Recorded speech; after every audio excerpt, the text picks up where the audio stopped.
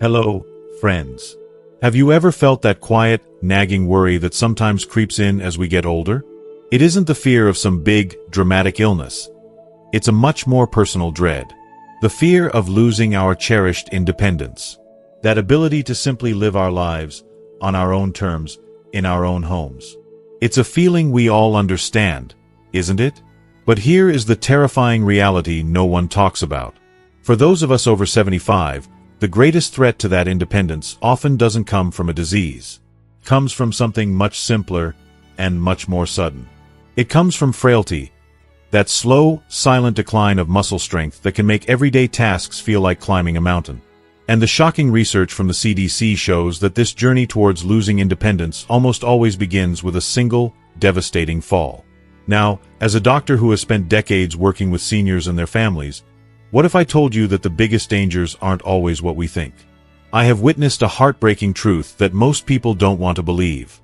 I've seen too many proud, wonderful seniors, men and women who raised families and built communities, see their entire world shrink down to the four walls of a nursing home room. And it all started because of one simple and entirely preventable physical mistake. In this video, I am not here to scare you. I am here to arm you. My goal is to share some life-saving wisdom, grounded in solid practical research from geriatric specialists. We are going to break down what I call the frailty code. We will uncover the 3 common phrases that quietly destroy your motivation, the 3 physical actions you must never, ever do, and the 3 specific places where most of these life-altering falls occur. And please, make sure you stay with me until the very end. Because the third and final place we'll discuss is, statistically, the most treacherous room in your entire house. The simple information I will share in that final section is the most overlooked, and it might just save a life. Perhaps even your own. Before we dive in, I truly want to know if this message is resonating. If that feeling I described at the beginning, that quiet worry about independence, feels familiar to you in any way, please do me a favor and comment a simple yes below. It lets me know you're here, and more importantly, it shows others in our community that they are not alone. Okay, let's get started. Alright, let's dive into the first part of our frailty code. The 3 phrases that quietly destroy our strength. These are the words we tell ourselves, often without a second thought, that pave the road to losing our independence. Phrase number 1, exercise is just too hard on my knees/back. Oh, my friends, if I had $1 for every time I've heard this from a patient, I'd have retired long ago. I see the look in their eyes. It's a mix of genuine pain and a deep sense of resignation. They truly believe they are protecting themselves by staying still. I think of a patient of mine, a wonderful grandmother named Carol, who adored her garden but gave it up completely because she was convinced her knees were shot. She thought rest was the only answer for her constant ache. But here's the tough, honest truth we need to face together. When we say that phrase and surrender to inactivity, we kickstart a dangerous, silent process inside our bodies called sarcopenia. That's simply the medical term for age-related muscle loss. After the age of 75, this process hits the accelerator. Your body, starved for energy because you're not moving, starts to break down its own precious muscle tissue for fuel. It literally begins to consume itself. The very joints you're trying to protect end up suffering even more, because the strong muscles that are meant to act as their support system are simply wasting away. And what does that feel like in your daily life? It feels like needing to push yourself up from a dining chair with both hands. It feels like that moment of instability when you stand up a little too fast. It is the very weakness that makes a devastating fall more likely. So, I am asking you today to make a powerful change. Let's banish that old phrase from our vocabulary. Instead, let's replace it with this promise: I will focus on low-impact strengthening. This isn't about running a marathon. Goodness, no. This is about gentle, healing movement. Think about chair yoga, where you can build incredible strength while being fully supported. Think about using simple resistance bands while you watch the evening news. Or imagine the wonderful, weightless feeling of water aerobics at the local community center, where the water supports your body, taking all the pressure off those aching joints. Please remember this. For joints that ache with arthritis, movement is not the enemy. Movement is the medicine. It is the lotion that lubricates and strengthens. Rest, on the other hand, only leads to more stiffness and more weakness. Phrase number 2. It's okay, I can just hold on to this. Now this second phrase is a bit more subtle. It's not something we say out loud, but an action we take in a split second. You feel a little unsteady on your feet. Maybe you stood up too quickly, and your hand instinctively shoots out to grab the nearest object for support. It could be the back of a dining chair, the edge of a kitchen counter, or even a towel rack in the bathroom. It feels like the smart, safe thing to do. But in my experience, this reflex is one of the most treacherous habits an older adult can have. Relying on these unsecured objects gives you a profound, false sense of security. I remember a gentleman named Frank, 82 years old, who was telling me how he navigated his home. He said, "Doc, I've got it all figured out. I just sort of furniture walk from the living room to the kitchen." He was using lightweight, movable objects as his lifelines. The core problem is that these things were never designed to bear your weight. A rolling kitchen cart will slide. A lightweight chair will tip. A towel rack can pull right out of the wall. When that object fails you, and it's a matter of when, not if, a fall is almost guaranteed. The science behind this is simple. Your brain registers the touch as support, so your body relaxes its own balancing efforts, making you even more vulnerable when that support suddenly vanishes. This is how so many falls happen. A moment of dizziness, a reach for something unreliable, and then, disaster. The corrective action here requires a conscious commitment. From this day forward, promise yourself you will only use fixed and secure aids. This means things that are bolted down or designed for stability. We're talking about professionally installed grab bars, a sturdy walker with rubber-tipped feet, or solid, wooden handrails along your hallways and stairs.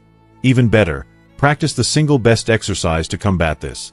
Standing up from a sturdy chair 10 times in a row without using your hands at all. It builds the core strength that makes you the reliable object, not the furniture around you. Phrase number 3. I don't need that silly device. This last phrase, my friends, is perhaps the most dangerous of all because it comes directly from a place of pride. I see it all the time. I'll suggest a cane for someone whose balance is a little shaky, or a walker for longer trips, and I see a wall go up. Their posture straightens, their chin lifts, and they say something like, "Doc, I'm not that old yet," or "I don't want people to see me with that thing." They view an assistive device, a cane, a walker, even a grab bar, as a symbol of weakness. A public declaration of defeat. But this kind of pride is a direct invitation to disaster. The psychological root of this is understandable. No one wants to admit they need help. We've spent our entire lives being self-sufficient. But as our bodies change with age, our definition of strength must also change. True strength isn't about pretending you're still 45. True strength is having the wisdom and courage to use the tools that keep you safe and independent. I had a patient, a former Marine named Bill, who refused a cane for months. He said his 2 legs were all he ever needed. One afternoon, he tripped on an uneven piece of sidewalk he didn't see. The fall broke his hip. After surgery and rehab, his world became much, much smaller. He lost months of his freedom because of a single moment of pride. So let's reframe our thinking right now. A walker isn't a sign of weakness. It's a tool that preserves your freedom. Using a cane when you walk to the mailbox is a proactive, powerful act of independence.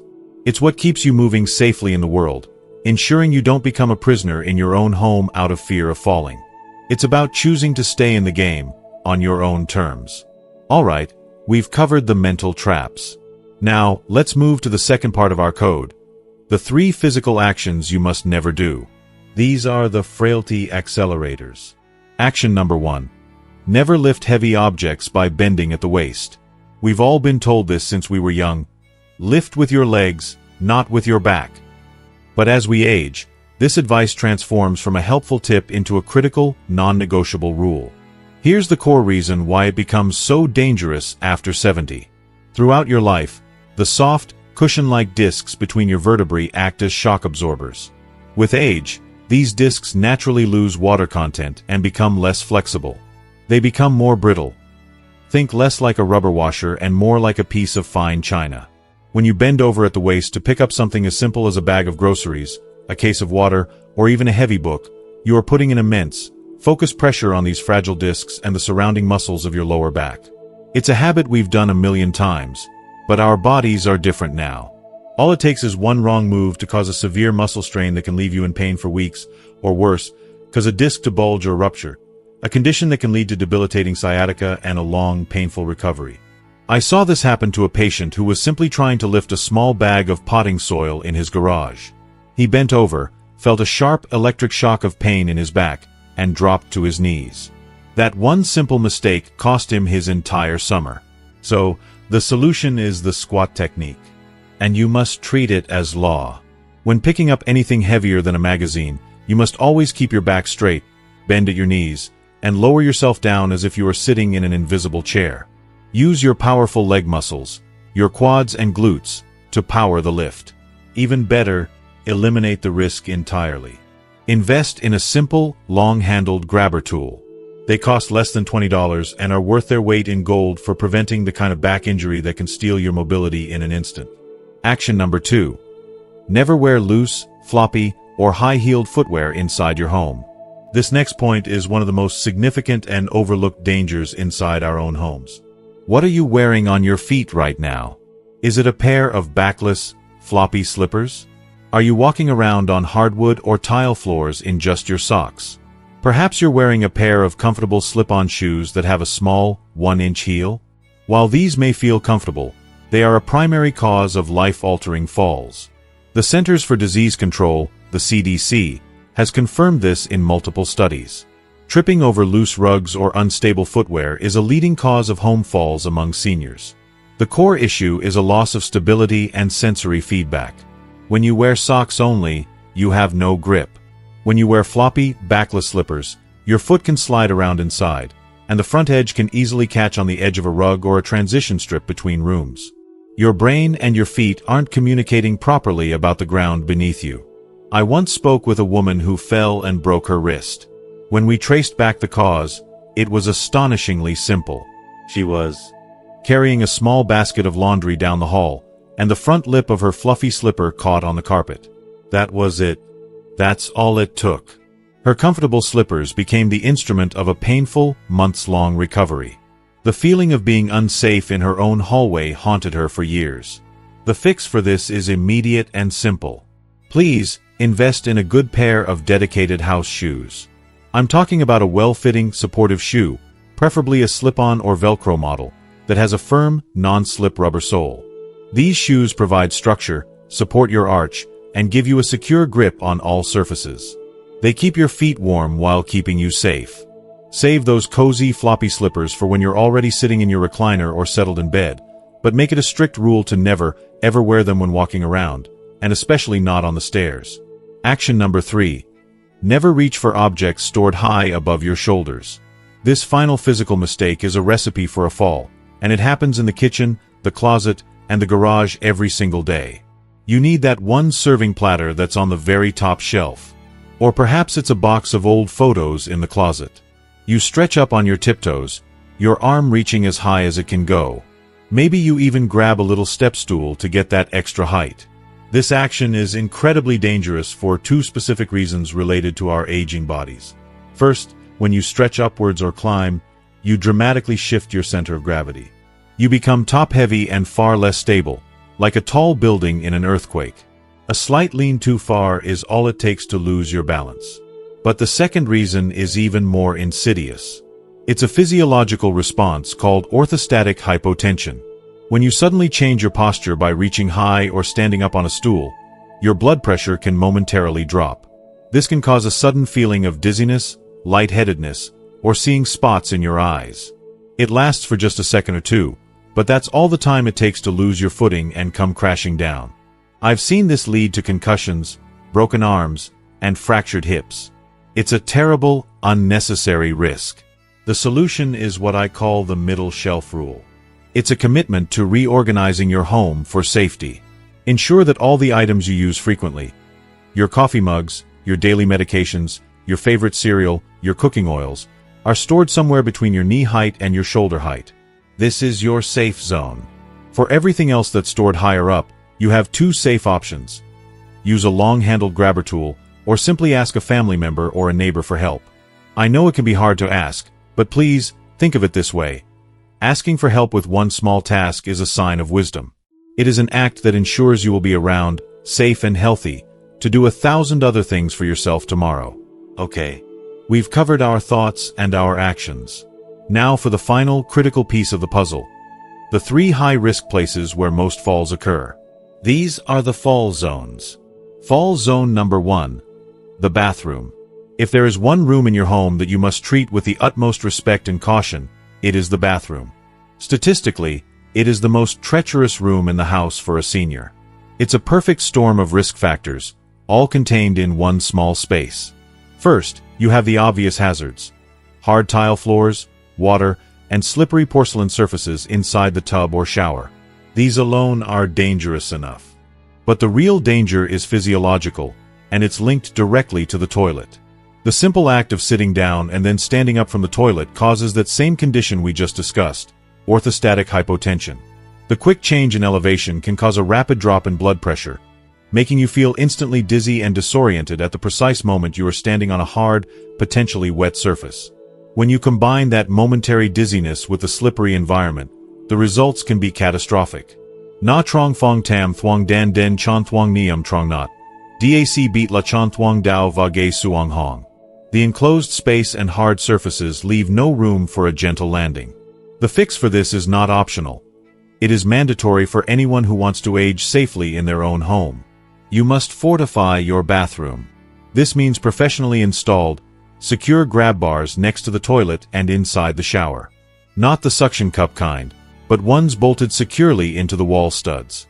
It means using a sturdy shower chair and a high-quality, non-slip bath mat both inside and outside the tub. And finally, light. Ensure the lighting is bright, and use a plug-in nightlight so you are never navigating this room in the dark. One last, simple tip from my years of practice. Please, never lock the bathroom door when you are in there alone. It's a small act of self-care that ensures help can get to you immediately if you ever need it. Fall zone number 2. The stairs. The stairs, whether inside your home or the steps leading up to your front porch, they are completely unforgiving. Unlike falling on a flat surface, a fall on a staircase involves tumbling, impact on sharp edges, and a greater distance to fall, which dramatically increases the risk of a severe injury like a fractured hip or a serious head trauma.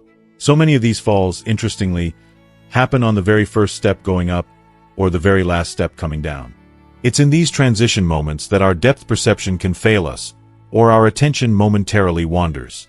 The core issue is that stairs demand 100% of your attention, and they require a level of strength, balance, and visual acuity that can sometimes waver as we get older. Carrying a laundry basket, being distracted by a thought, or simply misjudging the edge of a step can have life-changing consequences. I'll never forget a patient who fell down the last 3 steps of his carpeted indoor staircase. He said, "Doc, I've gone up and down those stairs 10,000 times. I just wasn't thinking." He was lucky to escape with only a broken ankle, but the psychological fear of the stairs remained with him for years, making him feel like a prisoner on the ground floor of his own home. The solution here is a strict, mandatory rule you must adopt immediately. I call it the 2 hands on the rail rule. If your staircase has 2 railings, you must use both.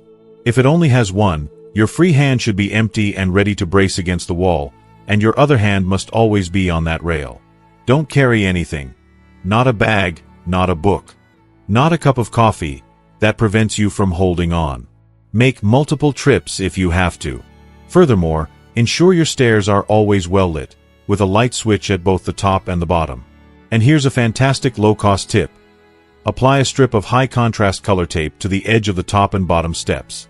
This simple visual cue makes them much easier to see and can prevent a serious misstep. Fall zone number 3. The porch, driveway, and sidewalk. We have finally arrived at our 3rd and final fall zone. This one is particularly dangerous because it's where we often let our guard down. We've successfully navigated the house, and we feel like we're on safe ground once we step outside. But the familiar surfaces of our own porch, driveway, and the sidewalk in front of our house are riddled with hidden dangers. The core risk here is uneven ground. A small crack in the concrete driveway that's been there for years. A single paving stone on your walkway that has been lifted slightly by a tree root. or the small, innocent-looking curb between the sidewalk and the street. To a younger person, these are trivial. But to someone over 75, whose gait may be less steady, these tiny variations in surface height are massive tripping hazards. The problem is amplified because we are often distracted when we are in these spaces. We're carrying groceries, fumbling for our keys, checking the mail, or waving to a neighbor. Our attention is not on our feet. This is exactly what happened to a patient of mine named Margaret. She was carrying one bag of groceries from her car and tripped on a small, raised crack in her own driveway she had seen 1,000 times. The fall shattered her elbow. The irony was heartbreaking. She was so careful inside her home, only to be injured in a place she considered completely safe. The solution for navigating these outdoor zones is a simple, two-part process. Scan and slow. Before you step off your porch or out of your car, pause for just 1 second.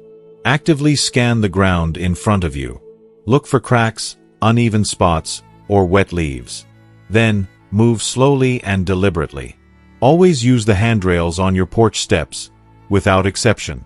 And if you have multiple items to carry, please use a small, wheeled cart. This keeps your hands completely free, allowing you to use them for balance instead of for carrying. It's a simple change in habit that can mean the difference between a pleasant walk to your car and a trip to the emergency room. So, my friends, here we are at the end of our conversation. We started this journey together by talking about that quiet, nagging fear that so many of us feel. The fear of losing our cherished independence. It's a heavy feeling, I know. But after walking through the frailty code together, after uncovering the mental traps, the physical mistakes, and the hidden dangers in our own homes, I truly hope you feel something different now. I hope you feel less fear, and a great deal more empowerment. The truth is, maintaining your strength and your balance after the age of 75 isn't just a good idea. It is your single greatest defense against losing the independent life you have worked so hard to build and deserve to enjoy. The knowledge we've shared today is not meant to be a list of rules that restrict you. No, not at all. Think of it as a roadmap. A roadmap to staying strong, staying safe, and staying in control of your own life, on your own terms. But as we all know, a roadmap is only useful when you decide to take that first step on the journey. Knowledge is only powerful when we put it into action. So now, as we wrap up, I have one final, important question for you. What is the one commitment you are making to yourself, starting today, after watching this video? I want to make it simple for you. Let it be one of two things we discussed. Your first option is a physical commitment. Starting tomorrow, I will practice standing from a chair 10 times without my hands. Your second option is a safety commitment. Today, I will go into my bathroom and check my grab bars and my lighting. Which one will it be? Please, take a moment to share your personal commitment in the comments below. It could be as simple as writing, "I promise to practice standing," or "I am checking my bathroom now." Let's fill the comments with these powerful promises. Let's inspire each other to take that first crucial step. And if you found real value and a sense of comfort in our time together today, please show your support by giving this video a like. Every like helps another person who might be feeling scared or alone find their way to this conversation. To ensure you continue on this journey with us and never miss another video full of this kind of life-changing wisdom, please hit that subscribe button. It's more than just subscribing. It's joining a community of friends who are all dedicated to living our best, strongest lives together. Finally, I want you to think of just one person who needs to hear this message today. A friend, a sibling, a neighbor. Please, share it with them. That simple act of sharing might just change their life. Thank you so much for your time and your trust today. Stay strong, stay safe, and stay wise. I'll look forward to seeing you in our next video.